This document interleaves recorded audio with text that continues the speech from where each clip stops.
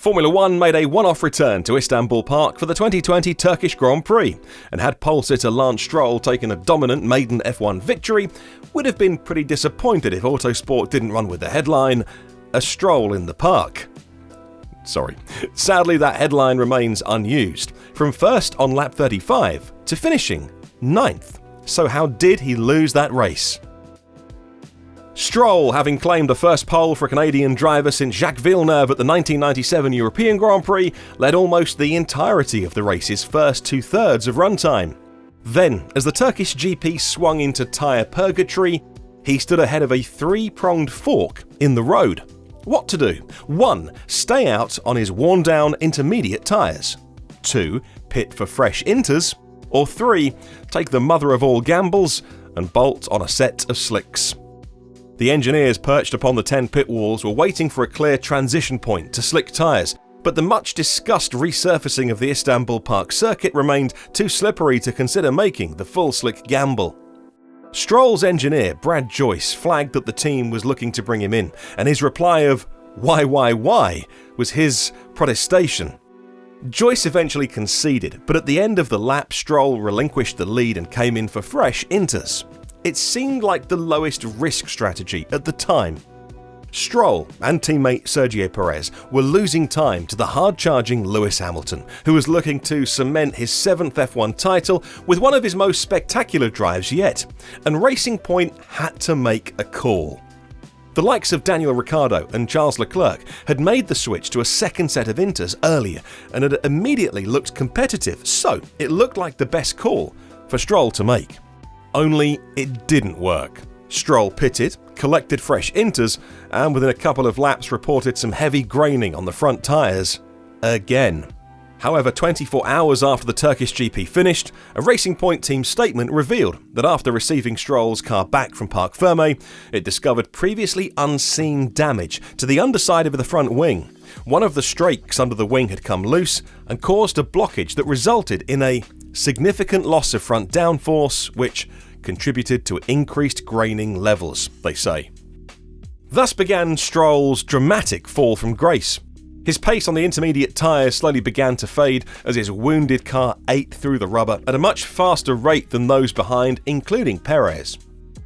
Perez has a reputation as being F1's tyre whisperer, able to take a left-field strategy and turn it into a spectacular result courtesy of his considerate driving style. It served him well in the early days of the Pirelli tyres when they were more akin to a wheel of brie, and his performance on the almost slick intermediates at Turkey showed the old skills haven't left.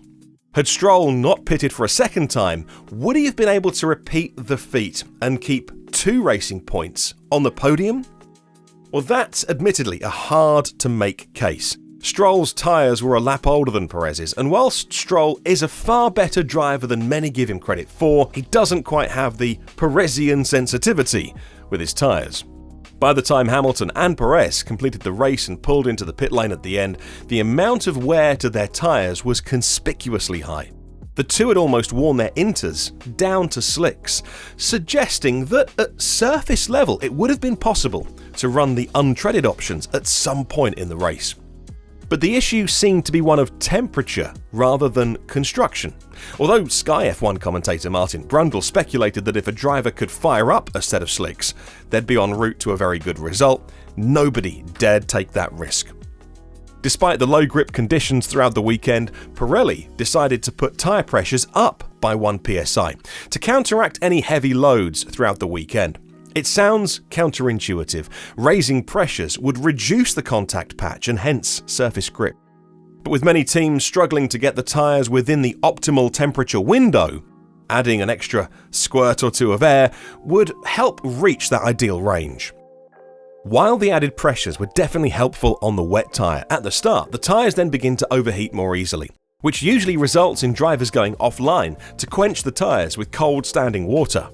This meant that teams could fire up their tyres more easily, namely the Racing Points and Red Bulls, but they then began to struggle. By comparison, Mercedes and Ferrari struggled in qualifying to get the tyres in the window for a single fast lap, but the race came to them over time as the tyre temperature began to build. And while Perez was perhaps a little lucky to hang on to second at the very end, Stroll was left to rue what could have been. So, is there a possible scenario where he could have taken his maiden F1 victory on Sunday? Well, there's arguably two. The first would have required a rain dance. There were threats of rain throughout the race, and the official data suggested a 60% chance of precipitation. And true to form, that didn't materialise. Had the circuit stayed at a relatively static level of saturation, Stroll might have had a chance at further cracking open his lead and marching to an irrepressible victory. Unfortunately for him, his hopes died as the track dried. The second is more of a long shot and would have required Stroll exercising a masterclass in car control. Every single person in the pit lane was waiting for anyone to put on a set of slicks and see what would happen. But unfortunately, not even the backmarkers dared bolt on a soft tyre. Had Racing Point felt even more brave, perhaps taking charge of the situation and splitting their strategies, even more diametrically opposed as the half split they eventually went for, would it have yielded a fortune? Or cost one? After all, Racing Point is currently embroiled in a battle with Renault and McLaren in the fight for third in the Constructors' Championship. It's a very lucrative battle worth millions, so it's perhaps not a surprise that nobody wanted to be a hero and tackle the Istanbul grease pan on a set of slicks.